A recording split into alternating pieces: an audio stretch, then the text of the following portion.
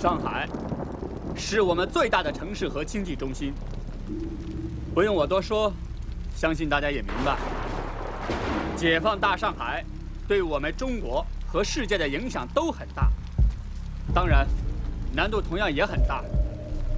中央军委和毛主席提出了“慎重缓进”4字方针，同时也提出了打上海要稳打，不能武打。用陈老总的话说，解放上海就好比是瓷器店里捉老鼠，只能捉到老鼠，不能把瓷器打坏。大家来看，浦东位于上海以东，与市区有一江之隔，是上海重要的水上门户。根据野4的作战部署，9兵团要向上海守敌的侧后方实行大迂回。27军攻打青浦以东，20军守在松江以南待命，随时攻打上海市。31军尾随30军之后加入到浦东作战，而我们30军作为攻打浦东的第1梯队，直取穿插白龙岗一线，协同10兵团截断吴淞口，以求全部歼灭上海守敌。命令88师为先头部队，军主力按89师、军直90师、军后勤之序列，向川沙方向开进。军先遣队已经提前到达指定位置。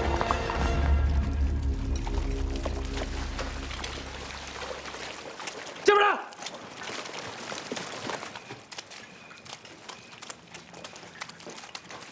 来！这手还没打热呢，早知道打不了几个敌人呀，还不如在军长身边当我的警卫员呢。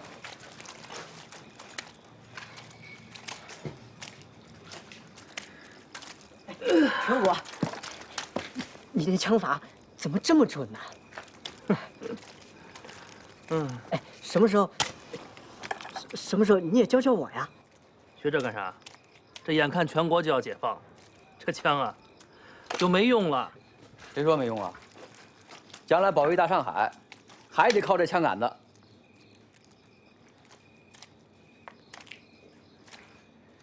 小虎，你出枪速度挺快的，有机会咱俩比试比试。江东，队长，队长，我觉得有点不对，怎么了？你看啊，整个金山卫就没碰上敌人的正经抵抗。是啊，这可不像有重兵把守，我看敌人最多不超过1个连。小宝，到，马上给军队发号。是。哎，几点了？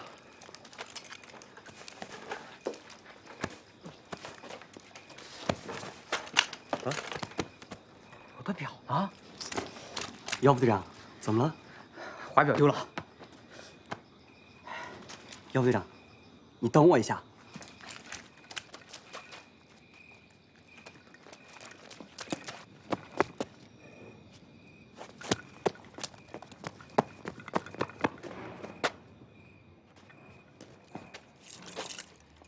姚副队长，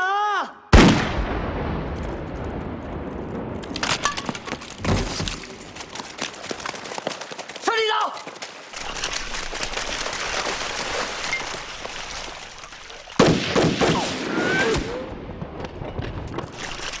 上地走，上地走，上地走。表。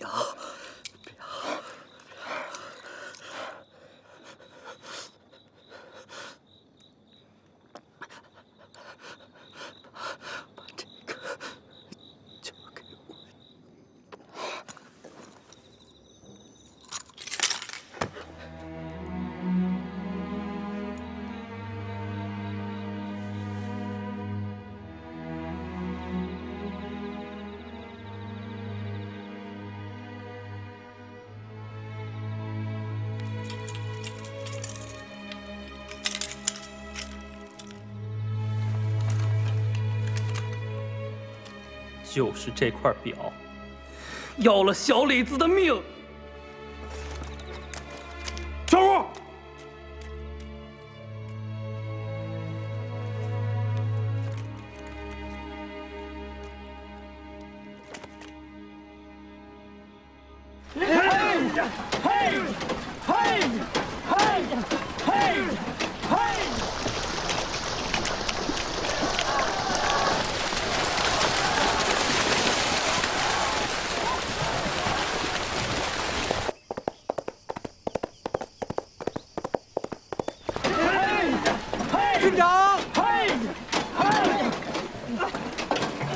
长，电报。军长，政委，军长，先遣队来电，他们在金山卫已经和敌人接上火了。不是敌人的主力吧？是暂8师的小股部队。政委，你来看这个。潘恩伯把暂别第8师从平湖金山卫绕过奉贤，撤到了川沙白龙港地区。川沙白龙港是敌人守浦东的第1道防线，潘恩伯把战线往后移，而没在金山卫、奉贤大量屯兵，而这2个地方恰恰是我军往北穿插的必经之路啊！难道他就这么白白的放过我们？参谋长到，命令部队强行军不受小敌所扰，直扑川沙。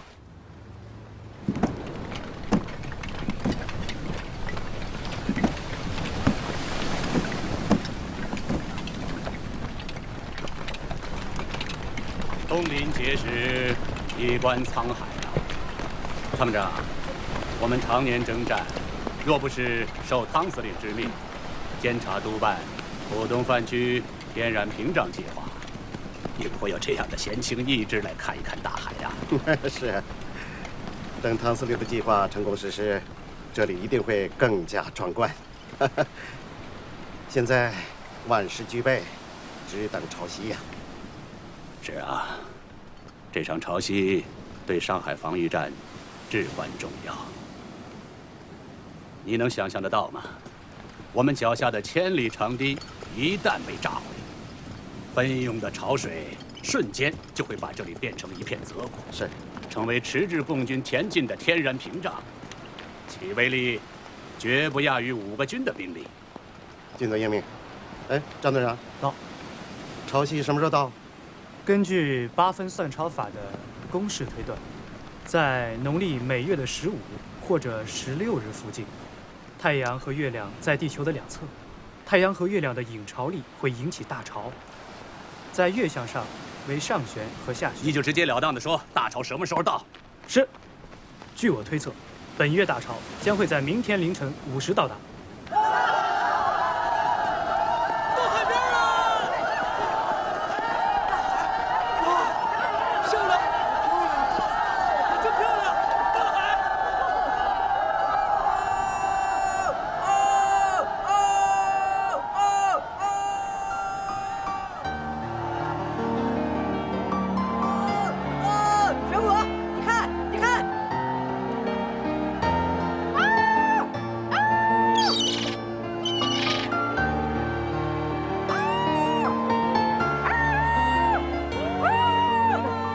这什么鸟啊？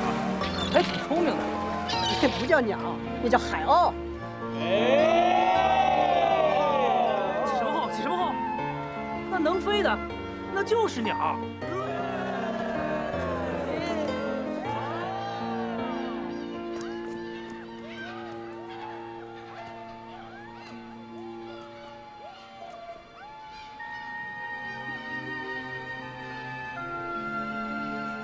建东啊，队长，一会儿你带全武和小宝去找点柴火，吃完饭咱还得赶路呢。小宝到。杨副队长，什么事儿？你跟全武跟我一块捡柴火去。是。小宝，啊，走。哎，哎，你等等我呀！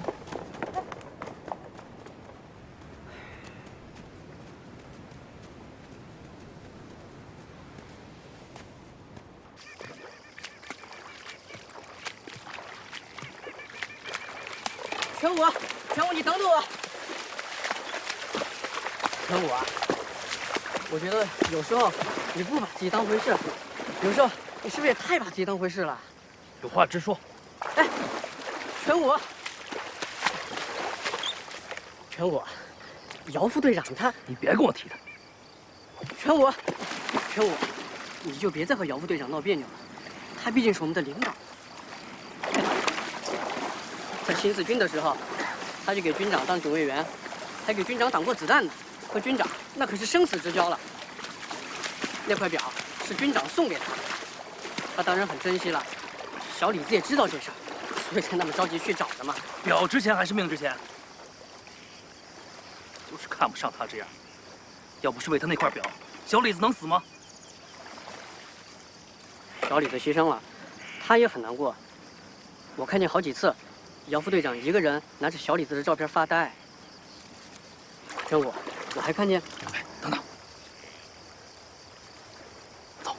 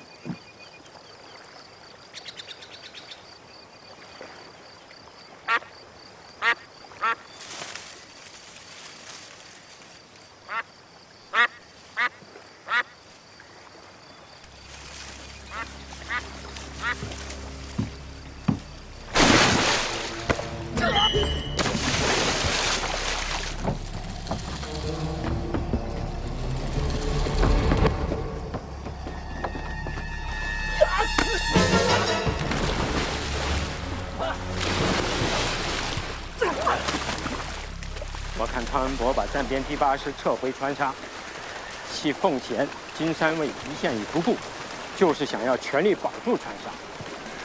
正是因为他们放弃的太干脆了，所以我觉得其中有鬼。奉贤靠近海边，凤霞与托林之间的海堤是我们的必经之路。凡是有点军事常识的人都知道，这是阻击我军的一条重要防线。他怎么会不在这里防守呢？师长、政委，你们说的都有道理。可是这鬼究竟是什么呀？这个就看我们到底有没有本事把他给看透了。哎，马处长，哟，现在各师到达什么位置了？除少数分队外，全军大部分已经到达指定宿营地。好，通知部队继续前进，争取天黑前在王店镇、张家桥附近集合。是，师长。师长，部队连日长途行军，十分疲劳，是不是应该先休息一下？不行，这带敌情我们都不熟悉，所以我们必须要快，提防不测。况且我们现在离凤霞还有300多里地，按军长说的办。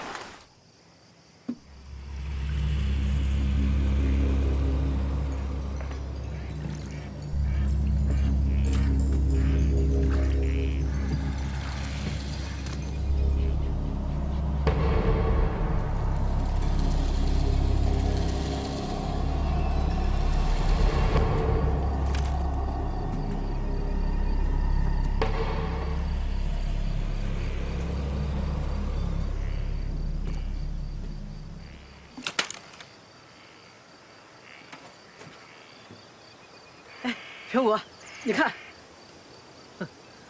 再好啊，也赶不上我这老伙计。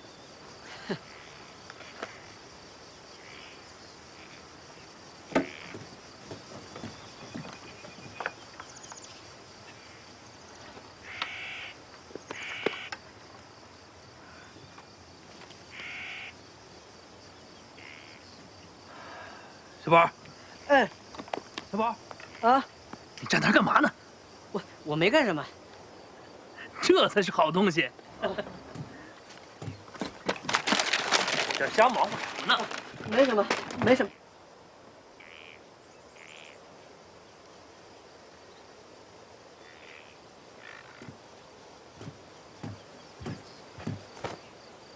缴获东西要交工。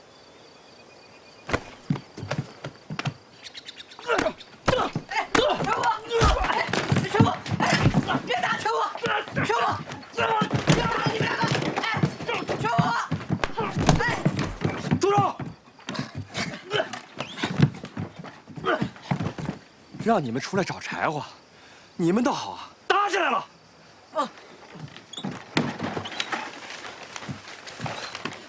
报告大队长，有敌情。什么敌情？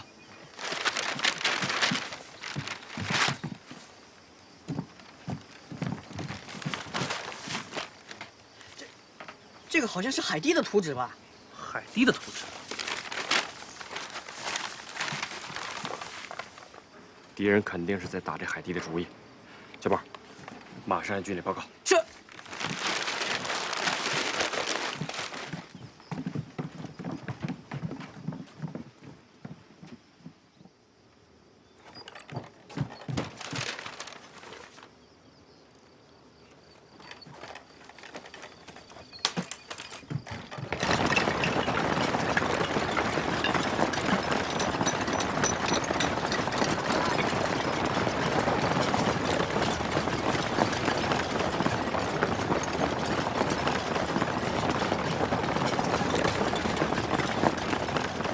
政委，啊，今天农历什么日子？4月14。记得我在中山舰做党代表的时候，每年一到这个时候，海水必有大潮。汤恩伯的第一道防线，不是在川沙。对，你说的对，在奉贤。我一直在担心汤恩伯打奉贤海堤的主意，可是他迟迟没有动静。原来他在等大潮。初一15是海水涨潮的日子。汤恩伯这么大方的把奉贤一带拱手相让，就是想利用涨潮的契机，炸毁拓林至奉贤一段的海堤，用涨潮的海水形成天然屏障，迟滞我军的前进速度。报告，先遣队急电。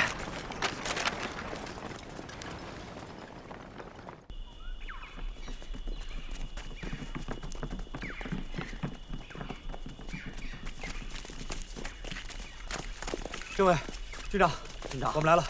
同志们，现在敌情突变，全军要尽量轻装，以最快的速度在海潮到来之前穿越奉贤与拓林地段的海堤，否则的话，我们不但要面临一片泽国，而且还有可能被海潮卷走。军长，报告军长，兵团首长急电。念。据悉，汤恩伯深知守住浦东极为重要，又苦于兵力不足，制定了所谓的浦东泛区天然屏障计划，企图利用周期性潮汐到来之际，炸毁奉贤、拓林地段海堤，使川沙至金山卫的广大地区变成一片汪洋，借以阻挡我军从东线侧背进攻的步伐。你军要加速前进，务必于午夜12时前安全通过拓林地段。参谋长到，立刻组织军前指，率88、89师加速前进。我随军前指行动，李政委率军直属队和90师殿后前行。为了避免拥挤，2师错开1小时出发。是。马处长到，给先遣队发报，一定要在大潮到来之前彻底捣毁敌人的起爆点。是。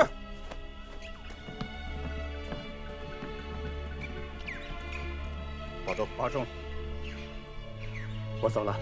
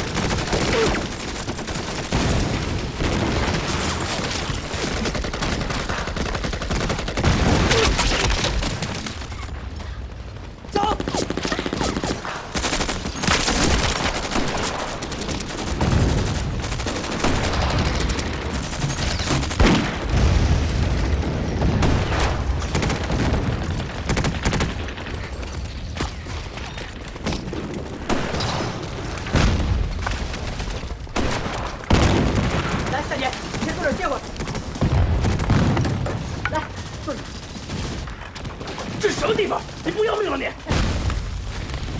大姐，您别害怕啊，他的意思是啊，说这里很危险，啊。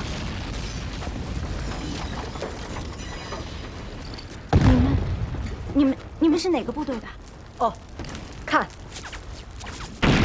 中国人民解放军。听说过吗？当然听说过。你们是大部队吗？来多少人？是不是30军？你问这干什么？我就随便问问。这是军事机密，不好随便问的。我还正想问你呢，你从哪儿来的？来这儿干什么？又不是你们家地盘，我为什么不能来？大姐，长眼睛！大姐，你还是快离开这吧！快走，快走，快！大姐，快走了！哎，看什么呢？他怎么知道咱们是30军？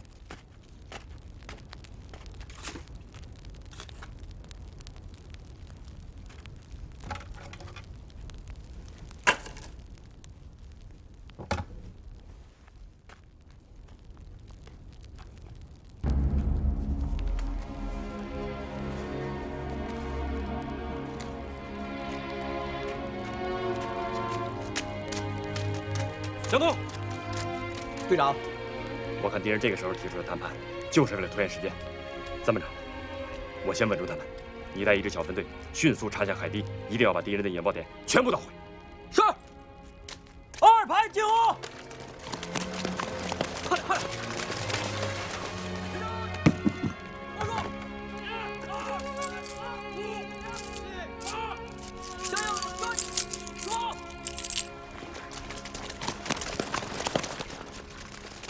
这样的军队还真没见过。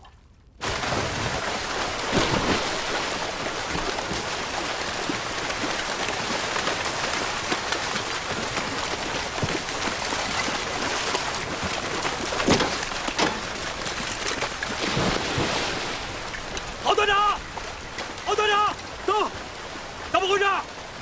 现在的行军速度太慢了。老军长。战士们实在是太困太累了，别给我解释那么多，想办法动员部队，加快行军速度。是。同志们，咱们来个竞走比赛吧！哎，这样好，这样好，大家有谁愿意参加的？我来！哎，你快手最大，就你来。来，比划比划。田营团长，咱们军长行吗？小伙子呀，别看年轻啊。你还真不一定是咱们军长的个儿。当年2万5千里长征的时候，咱们军长就这样一步步走过来的，光赤水河就走了4个来回。没事，来，我来给你们当裁判啊。根据竞走比赛规则，脚后跟可不许离地，想离都离不了，脚底下全是粘面团。来，咱们准备开始，往前一步，听我口令啊，预备。来，过来，把我那双鞋给他换上。军长。你可就这么一双鞋了，来换上。不，军长，这个我不能要。换上，谁穿不是穿呀？来，换上。是，谢谢军长。加油加油！队长，看没？好，来吧，预备，开始。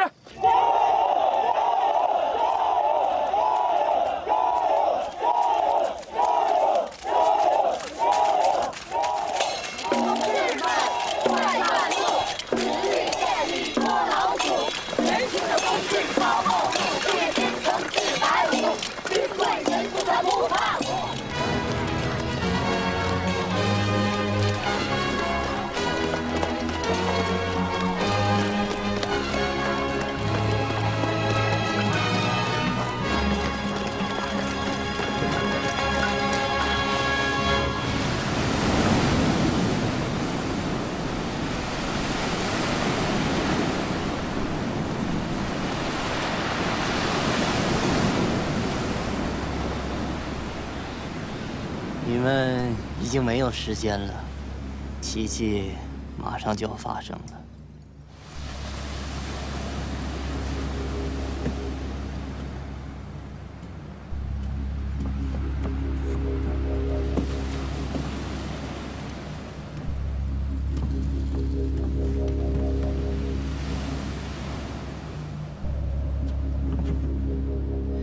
全武，你留下，我带人迅速接近敌人引爆点。一旦发现有异常情况，你马上开枪。是。走。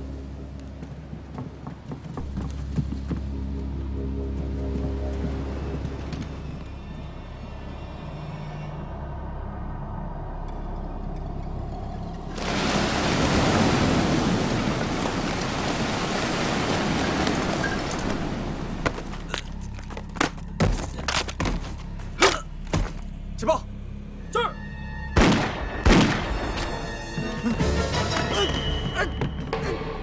带下去。是。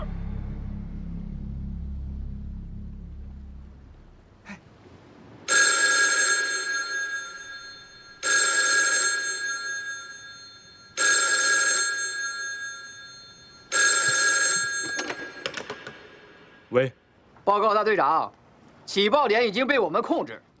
好，再给我重复一遍。起爆点已经被我们控制，永远不会响了。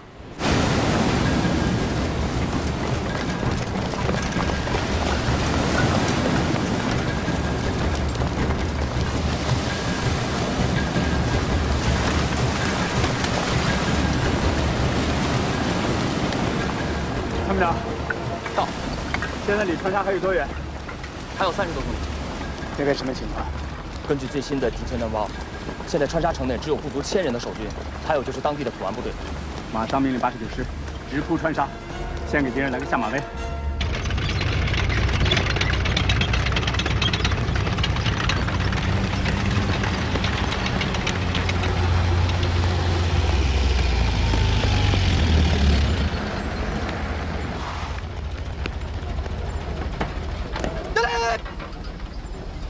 参谋长，种种迹象表明，共军是不会强攻上海的。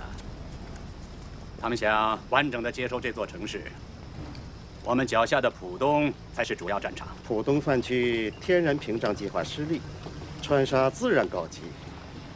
关键时候，老汤把我们51军调到这儿来，这不是明摆着让我们当炮灰，守住他在吴淞口的退路。大战在即，这种泄气的话就不要再说了。我51军虽非国军中的嫡系，但我们也是杂牌中的王牌。更何况总裁对我还有知遇之恩。是。这一仗的关键所在，是我们能不能守住川沙白龙港。好在我们还有时间。共军未必知道，我们已经到达了川沙。军座。共军一向不按常规出牌，我们应该怎么部署？我们也要打破常规，搞个锥形部署。锥形部署啊，例如，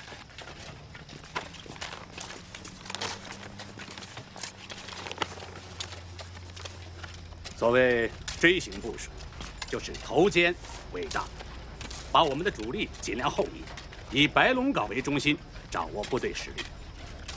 从右翼的39港至南汇公路。构筑扇形阵地。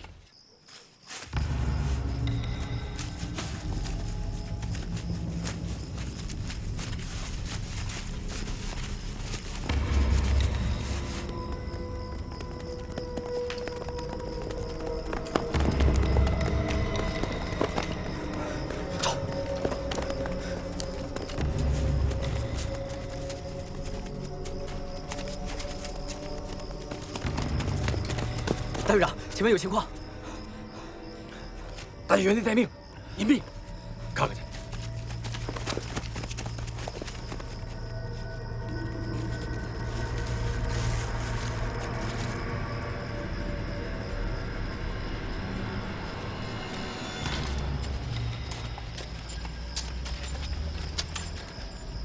这可不像情报上说的，敌人只有一个团，我看一个师都不止。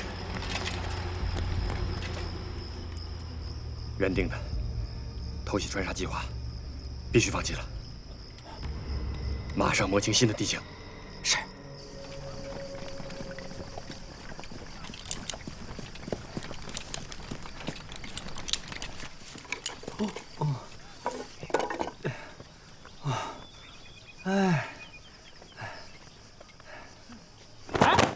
别闹，闹肚子的！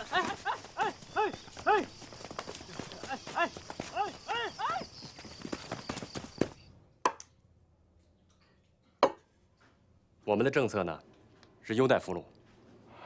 我知道，贵军一贯优待俘虏。只要你说真话，我们保证你的生命安全。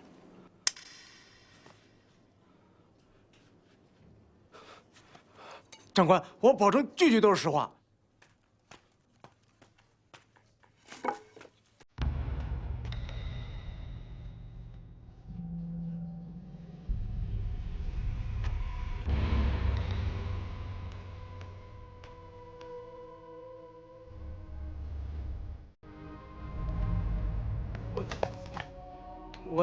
我真是51军的军需官。我们刚从市里调防过来。什么时候到的？来了多少人？我们一个军都来了。刚到。带去。不是长官，我说的句句都是真话。不是，我说的不是实话，你们可以闭了。哎，长官，哎，长官，我说的都是实话。长官，队长，得赶紧向军里汇报啊！一个团的兵力突然变成一个军，这变化也太大了。就算他说的是真话，但是这么重要的敌情变化，不能光靠一个俘虏的口供啊！那么多话，走！放开我！别乱抓我！走！哎，大姐，怎么是你呀？怎么回事？队长，这女的在门口鬼鬼祟祟的，我盯她半天了。我要见你们负责的同志。有什么事儿就跟我说吧。我看啊，她根本什么都说不出来。如果你的事儿确实很重要，我还可以通过电台向更高的负责同志汇报。我叫李文英，是上海市川沙工委派来的。这有一份10万火急的情报。根据先遣队的侦查和上海川沙工委提供的敌情资料，现已查实，汤恩伯从市区紧急调来的第51军已在5月14日进驻了川沙白龙岗地区，正在忙于以白龙岗为中心构筑防御工事，而且敌人是依托工事作战，以逸待劳。第51军虽然是原东北军的部队，在国民党军队中长期受歧视，但是军长蒙炳岳却颇受上峰赏识，几年之内就从区一个团长提拔到军长。为了效忠上峰，保全性命，蒙炳岳极有可能孤注一掷，拼死抵抗。由此看来，我们的兵力还是严重不足啊。第51军主力所在的白龙岗距高桥很近，万一第12军前来增援，极有可能对我形成反包围。军长，是不是先请示兵团司令部，暂缓攻击，等待后续部队？我们的先头部队到什么位置了？88师262团、263团、89师265团、267团正在向川沙攻击前进，预计4个小时以后可抵达预定地域。参谋长，到，命令先头部队趁敌51军立足未稳之际，直扑川沙，打他个措手不及。报告，兵团急电，念。汤恩伯急调54军军长决汉谦到高桥组成浦东兵团，统一指挥第12、37、51军及当地的土湾部队进行防御。军长，这样一来，浦东守敌就是3个军8个师，共5万多人呐。敌人一向是以邻为壑，嫡系与杂牌之间的矛盾重重，不到万不得已，这敌12军是不会轻易出手的。虽然敌51军先到，但是立足未稳，交接混乱，我们消灭他们是完全有把握的。这场战役的关键在于速战速决。当然，等兄弟部队到了之后再打固然保险，但是敌人也做了充分的准备，我们付出的代价将会更大。军长，军长，没时间犹豫了，就这么定了。李政委，你就此坐镇，我亲自到一线指挥，出了问题，由我一人负责。不，还有我。文英同志，文英同志，文英同志，哎呀，谢谢呀，太感谢了。李文英同志，请坐吧。哦，队长，你也坐。你提供的情报非常准确，而且及时。上级已经决定攻打川沙了，这次已功不可没。既然功不可没，大队长、姚副队长，我能邀个功吗？邀功？怎么个邀法？我想留在你们先遣队。一来，我对这儿地形比较熟悉，可以给你们当向导；二来嘛，我想在这儿等我弟弟，他就在你们30军当文书，今年1月当的兵。你弟弟叫什么名字呀？李文华。小李子？你们认识他？我们其实……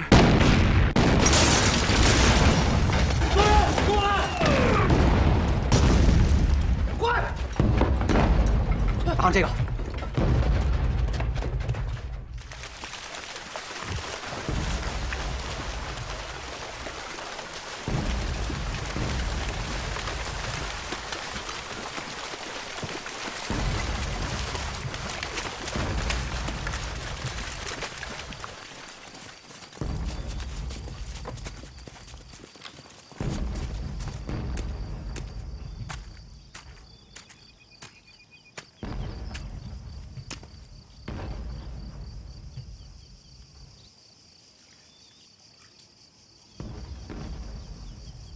肯定是敌人重型火炮的车轮。走。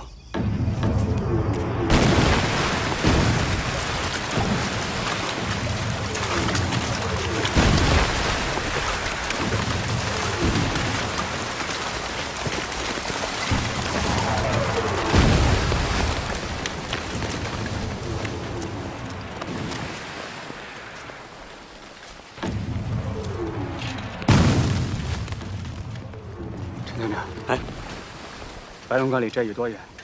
离这儿大概有30多里地吧。30多里地啊！不行，这个指挥所必须马上转移。军长，军长，为什么呀？执行命令。是。李参谋到，赶紧转移。是。军长。政委，你怎么来了？前脚刚走，兵团的电报就来了。进攻上海西线和南线的部队，遭到敌人的顽强抵抗，部队进展缓慢。兵团首长命令东线，特别是担任主攻任务的我30军，加快步伐，吸引敌人的兵力，减轻兄弟部队的负担。太好了，这么说来，这场仗就可以放开打了。哎，你们这是要搬家？李政委，这个指挥部非常不安全，必须马上转移，快走！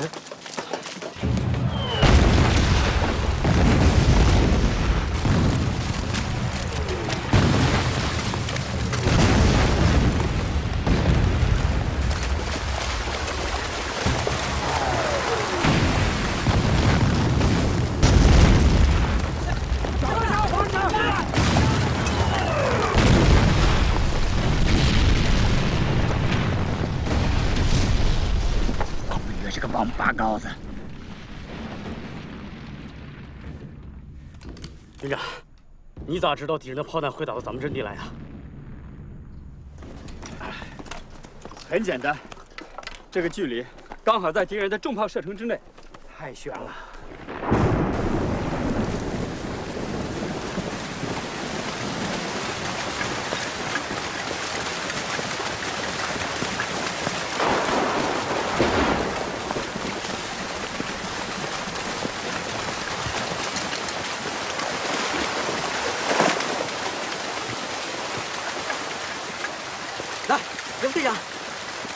长命令咱们火速穿上顾家路。这顾家路到底是什么地方啊？顾家路啊，是敌人的51军和12军的结合部。只要堵住顾家路，就能切断51军的退路。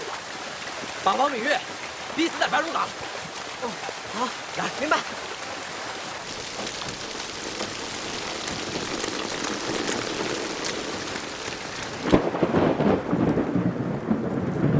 简直不可思议！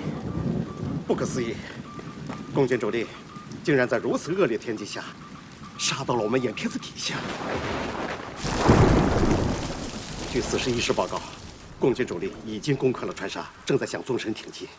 113师的正面也发现了共军，南彭阵地已经被共军突破。我现在最担心的不是位置突出的川沙。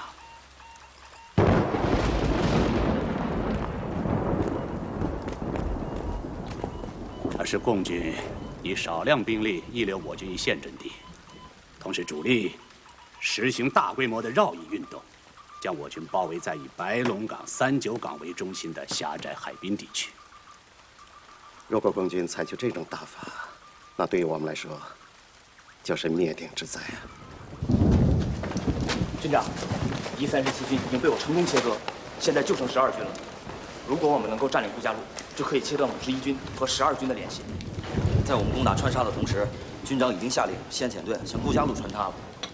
军长，先遣队深入敌军腹地，稍不留神，很有可能被敌人包了饺子呀。这是一招妙棋，更是一步险棋啊！越是危险的地方越安全，可是穿插途中难免会和敌军碰头啊。 36计有一计叫浑水摸鱼。 说的就是刘秀被韩大王追杀，又累又饿，实在走不动，就索性带队啊，充当韩大王的使者，大摇大摆走到对方的驿站，骗吃骗喝。先遣队此行，就是要做一回刘秀。大家看，军长在为我们打掩护呢。这是军长啊，怕咱们走夜路太黑，用炮火给咱们照亮呢。继续前进，走走。 军座，战事这么紧张，您还亲自到顾家路视察防务，这一路实在是太辛苦了。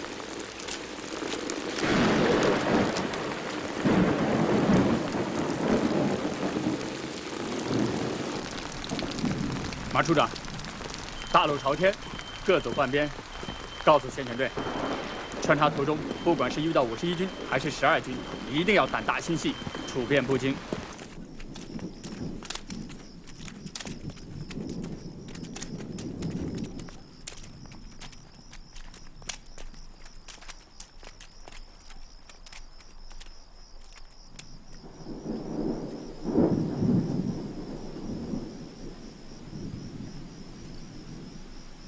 大家原地休息。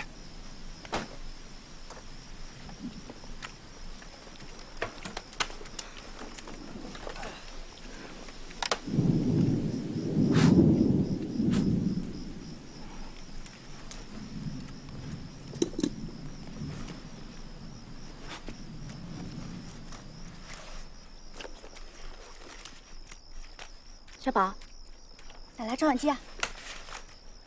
别动！ 哪来的？我的。撒谎！你呀，跟我弟弟一样，一撒谎就要眨眼睛。我，快说，到底哪来的？不然，你告诉他都上去。马处长，先遣队伪装的是敌军的哪支部队？51军113师61团下属联队。 不对啊，61团在1年以前就已经取消建制了，现在应该是56团。快，立刻通知先遣队。小宝，军部来电报了。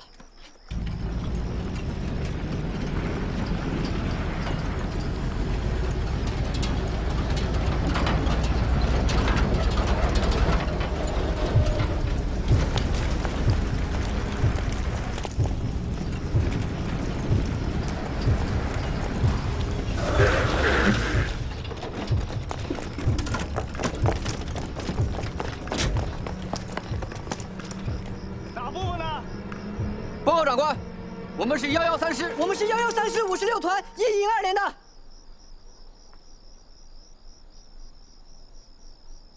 张副官，出什么事了？报告军总，他们说是车上坐的可能是51军的军长王炳岳。作战的准备。是。作战准备。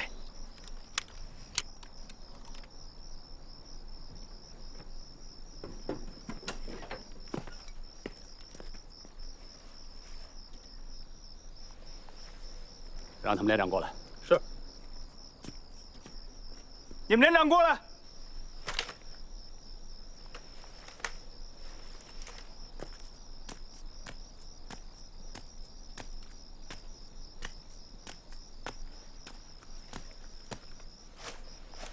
113师56团102连正在顾家路一带执行巡逻任务，我是连长姚向东，聆听军座训示。姚连长，到。知道为什么要加强顾家路一线的防务吗？共匪30军正在向我军正面发起进攻，同时妄图切断我军和12军的联系，断我后路。顾家路是我军的生命线，我们一定要死守顾家路，绝不让共匪诡计得逞。你一直在56团？报告军座，我原来是军警卫营上士班长。警卫营的。是。徐蚌会战的时候，共匪攻打徐州机场，是我们警卫营掩护您和刘志司令突出重围。不过，我认识您，您不认识我。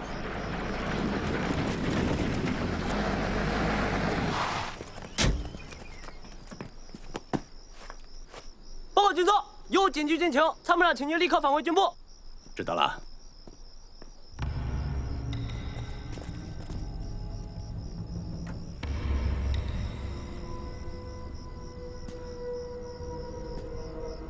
杨连长，你是个可塑之才，记住你刚才说过的话，给我好好守住顾家路。是。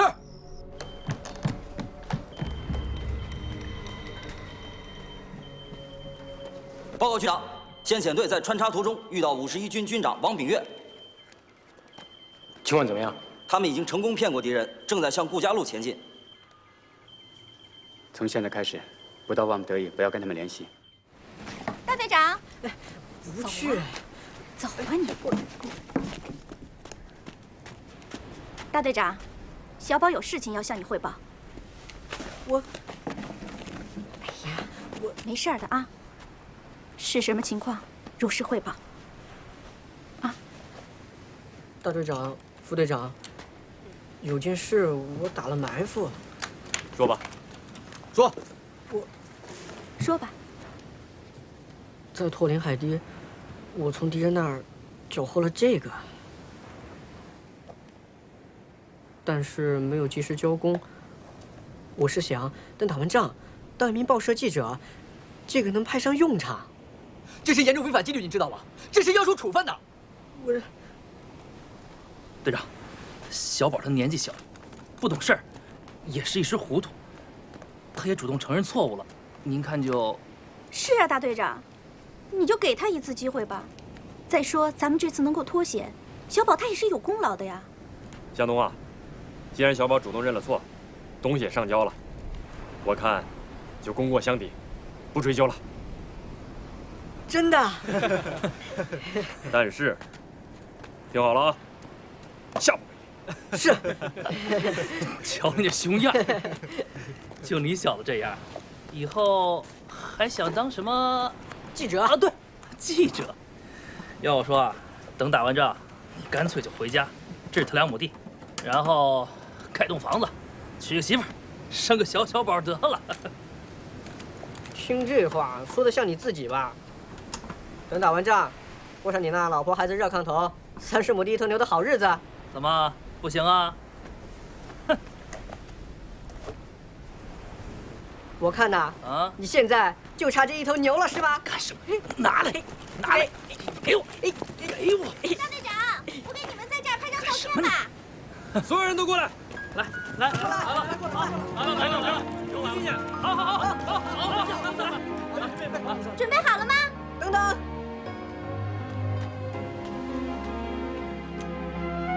好。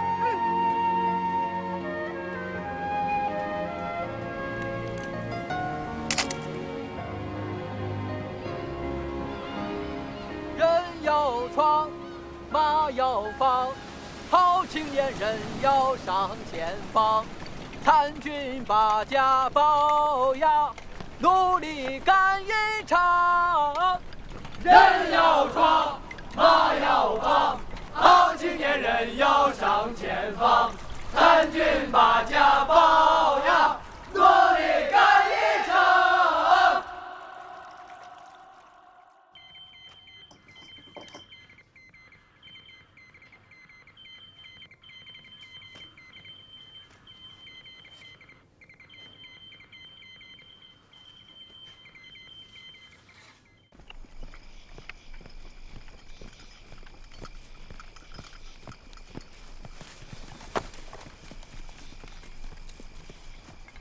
这个巡逻队好对付，每8分钟过一次。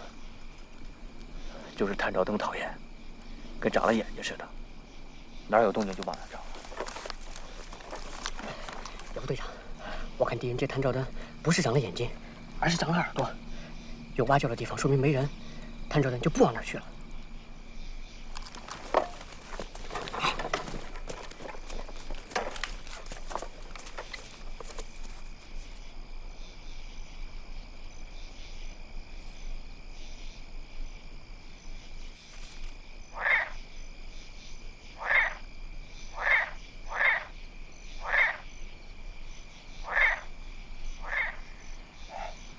这招还挺灵，快松了，快！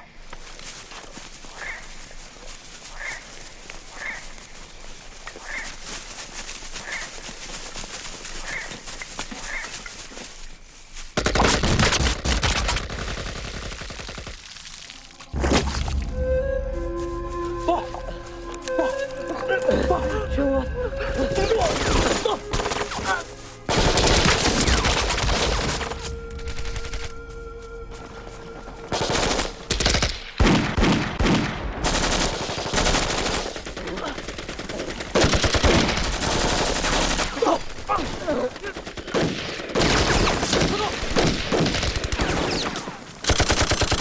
怎么了？坚持住！你不是说过，等打完仗以后，你还要当记者的吗？男子汉大丈夫，说话要算话。宝，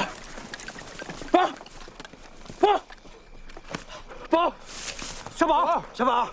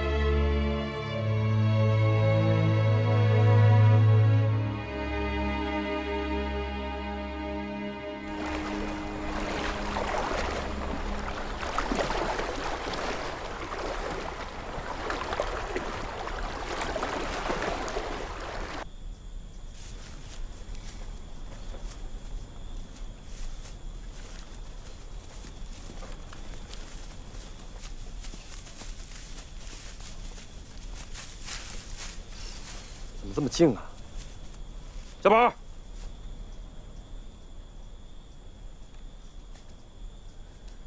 小杨到，马上给军里发报，说咱们已经到顾家路了。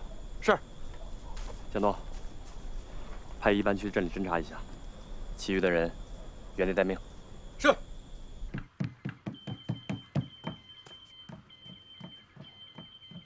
命令部队迅速向白龙岗方向攻击前进。军长，先遣队已经到达顾家路，但是没有发现敌人。没有发现敌人。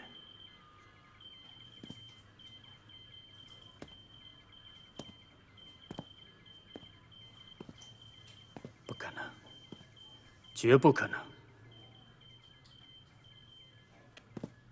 马处长，到。命令先遣队迅速查明敌情，等待命令。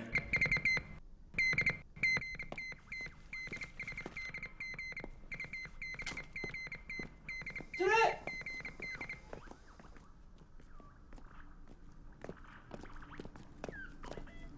军座，种种迹象表明，共军主力正在向他们预设的包围圈运动，已经越过我军右翼阵地向北急进，似乎要把我们分割包围，然后实施攻击。当面之敌有何动向？我与当面之敌虽然处于对峙状态，但是我们的阵地大都是在水田里，并不坚固，而且我们的粮食也只能维持5天了，就是还有战斗力，很难持久。顾家路有什么情况？没有。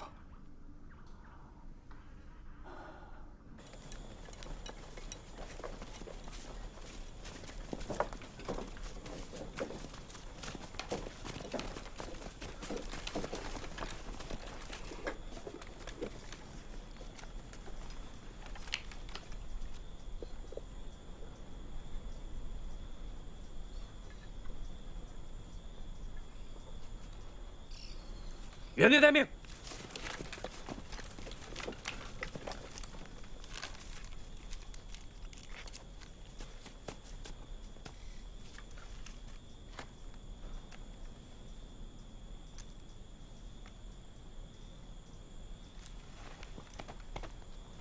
大队长，谢谢啊。大队长，你怎么对这支钢笔这么爱惜啊？出发前呢，我答应过我女儿，等打完了仗，把这支钢笔送给她，让她好好写写字儿。你女儿几岁了6岁了。我跟她在一起的时间呢，加起来不到1年。我这个爹当的不称职啊。队长，队长，一班报告，顾家路发现了新的地形。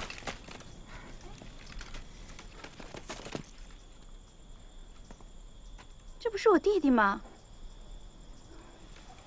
你怎么会有他的照片？啊，文英同志，姚副队长，你知道我弟弟在哪是不是？他在哪儿？你快告诉我！你快告诉我他在哪儿，在哪儿啊！他牺牲了。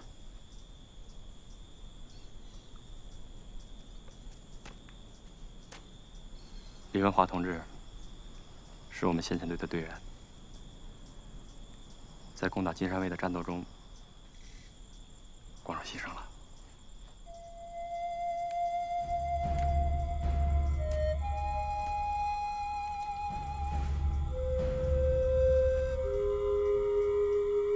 对不起，你弟弟的死，我有责任。他是为了把魔爪怀表。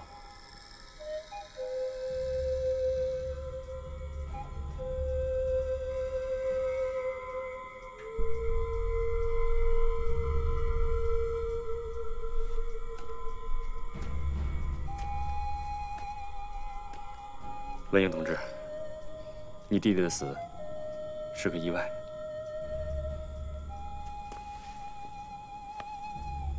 你要是难过，就哭出来吧。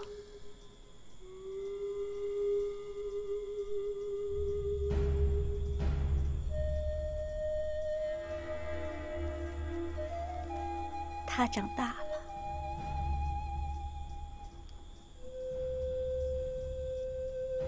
我就这么一个弟弟。父母去世早，我和他相依为命。弟弟很懂事，书也念得好。我本来想着生理以后，让他回学校把书念完。李文英同志，在这次解放上海的战役中，不仅你失去了弟弟，还有很多母亲失去儿子，妻子失去丈夫，孩子失去父亲。这就是战争。但他们是为了新中国，为了和平而战。军舰，大队长，大队长，大队长，你醒醒啊，大队长，你还要回家见女儿呢。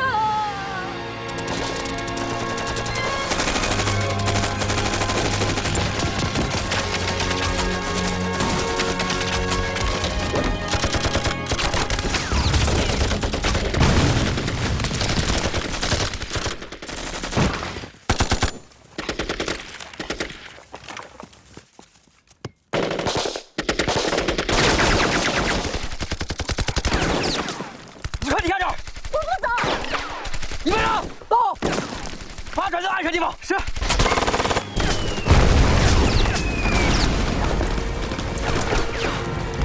走。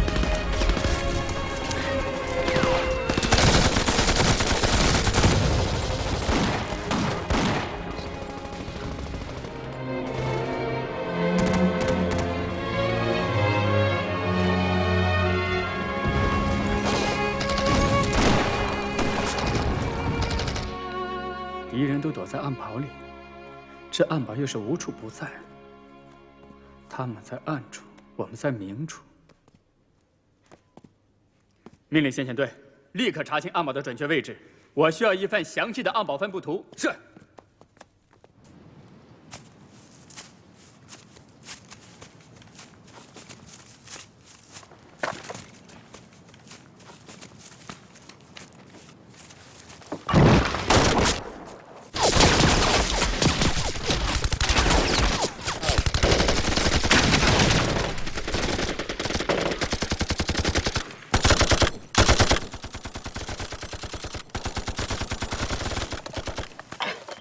这是子母堡火力交叉的甲种核心碉堡，上下2层，一共18个射孔，其周围呢有8个地堡，并与堑壕相接，除非利用重炮连续攻击，不然无法攻破，十分的坚固。要是等我们的炮兵部队上来，恐怕时间来不及了。这些碉堡啊，大部分是抗战时期日本人留下的，的确十分坚固，不好攻啊。 盲区，寻找盲区。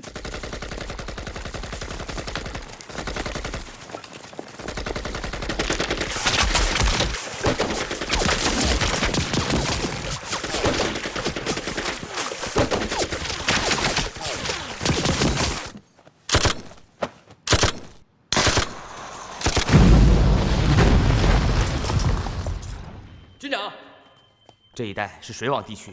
道路泥泞难行，再加上路上断桥又多，炮兵恐怕无法按时到达预定位置。这都不是理由！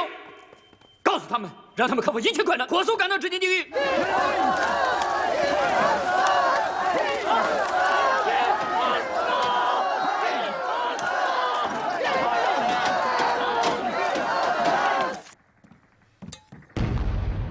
如果我们没有重炮的话，敌人的子母堡 将对我们造成巨大的威胁，前方的伤亡将不可估量。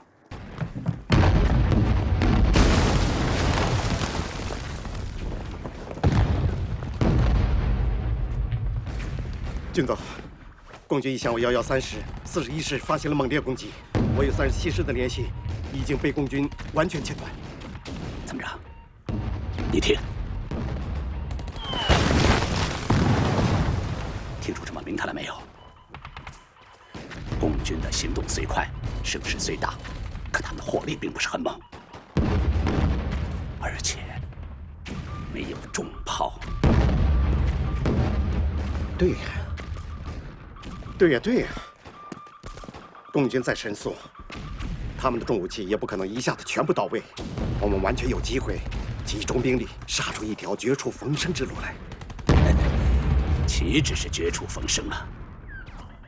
报效总裁的机会到了，我要让老汤看看，我王炳岳不是张灵甫，白龙岗也不是孟良崮。参谋长，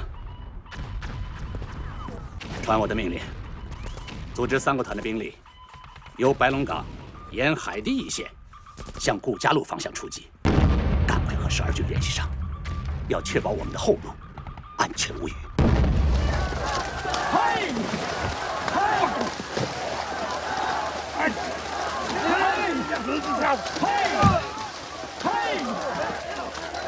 哎，等等，老先生，哎，这可使不得。他呀，一时半会儿啊用不上了。上海要解放了，我呀还要多活几十年了。伙计们，拆！好。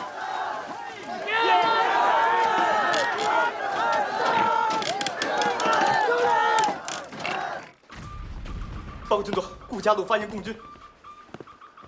什么？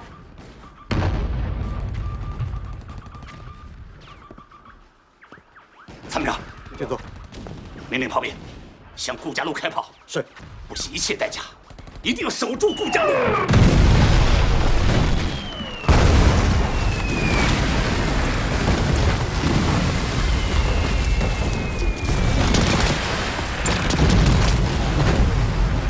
这帮疯子连自己阵地都不炸，他们是要急于打入一条通道，跟12军联系上，看来一定是狗急跳墙了。加油，队长！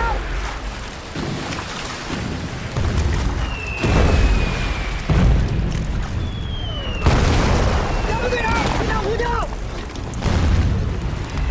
报告队长，我是杨夏松。杨夏松，我命令你兼任先行的队长。敌人企图在顾家路一带撕开一个口子，向高桥12军靠拢。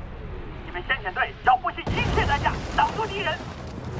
是，保证完成任务。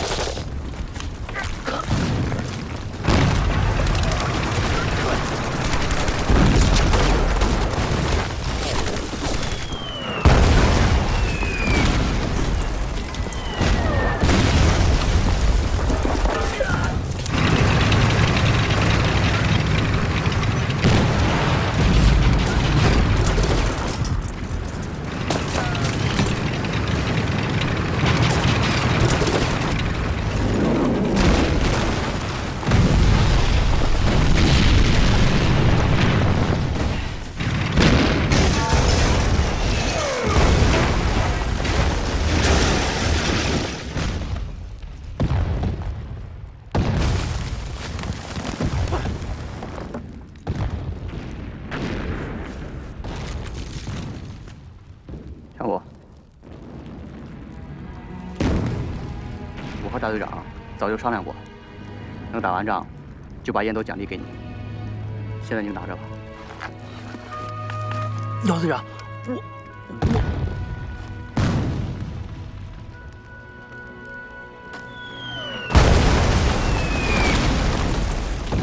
洞三听到没有？洞三听到没有？听到请回答，听到请回答。113师，我是军长王炳岳。我是军长王炳岳。军座，不能用明语通话，这样我们就全暴露了。来不及了，命令你部给我守住西北门户。参谋长，是命令41师和38师火速向我靠拢，天黑之前实施总突围。是。命令先遣队在增援部队到达之前，绝不能放走一个敌人。是。还有，命令88师增援部队在今晚6点30分以前务必赶到顾家路。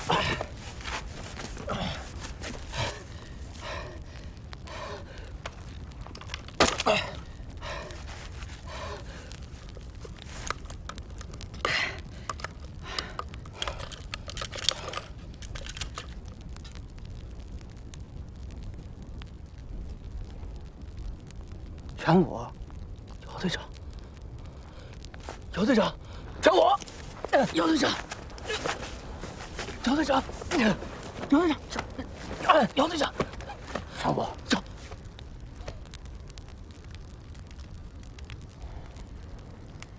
都怪我，以前我太较劲儿了。劝我不说这些，活着就好。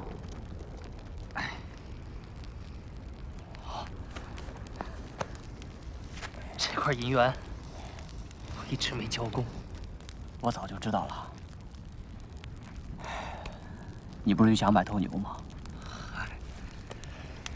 打碾庄的时候，我误伤了老乡家里头牛，我答应了人家，等打完仗赔他。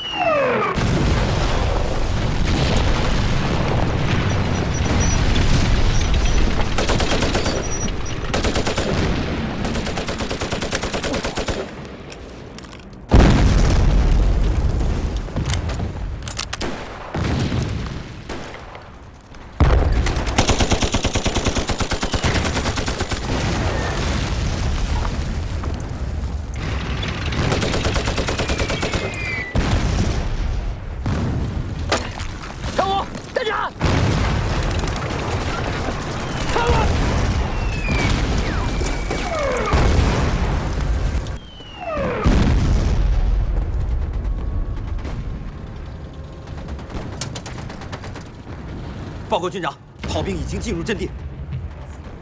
给我打！给我狠狠的打！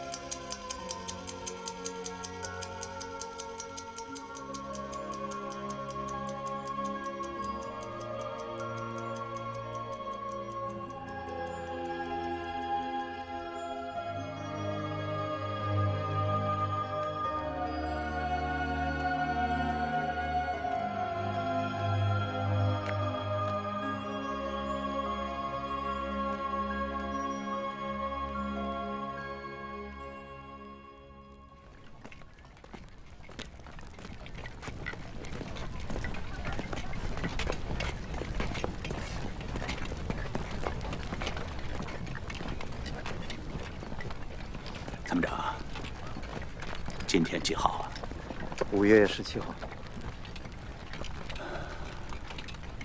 是51军全军覆没的日子。这一仗真是输得一败涂地。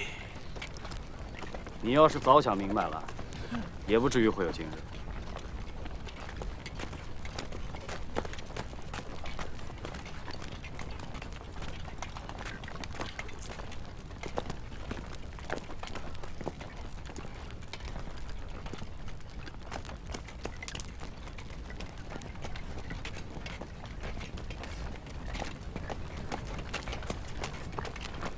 军长，30军文工团团长铁英前来报道。铁英同志，交你一个任务，现在由你来担任府管大队大队长，一定要把这些俘虏们安全地押送到兵团政治部。是，保证完成任务。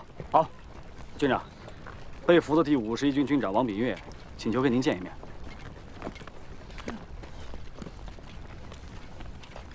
我们到了川沙白龙岗之后，部署还没有调整好，你们就扑上来了。300多里地，又是雨天，我本以为你们要2、3天之后才能赶到，没想到你们的行动如此迅猛，而且当天夜里就打起来了。这或许就是解放军和国民党军的区别之一吧。带走。局长，局长，政委，苏伊副司令、张震参谋长表扬我们当机立断，抓住了战机，打了上海战役的第一个大胜仗，创造了一个军打敌人一个军的模范战例，大大加快了上海战役的进程。参谋长，到，继续搜索51军残部，同时命令全军迅速向高桥方向攻击前进。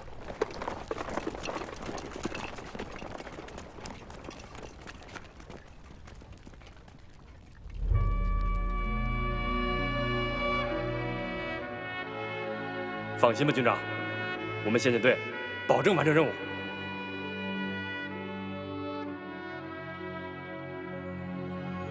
全国解放了，老伙计，你可就派不上用场了。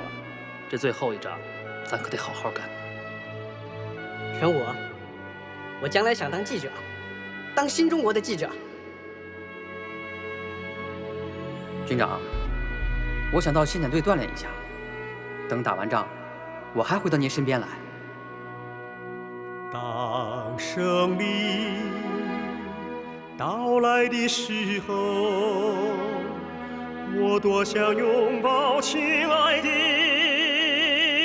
战友啊，战友，却在黎明前倒下。用你们的热血写就新中国的传